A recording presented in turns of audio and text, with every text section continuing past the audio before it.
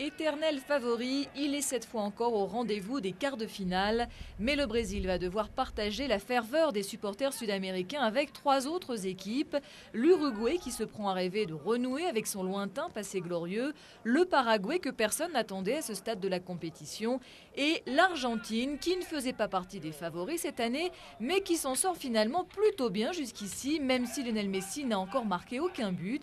Le sélectionneur argentin Diego Maradona, très critiqué avant le mondial, commence déjà à savourer sa revanche.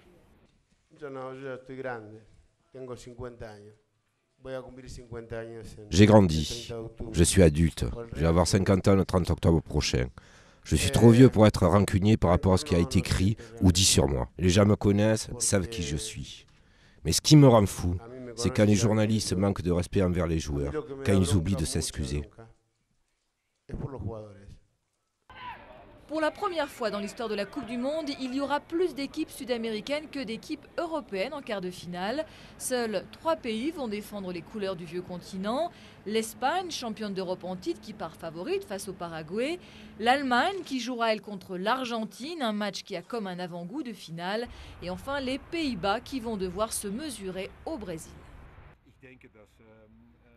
Je pense que le Brésil est favori, mais ça ne veut pas dire pour autant qu'ils vont gagner. On y croit et on va jouer pour gagner.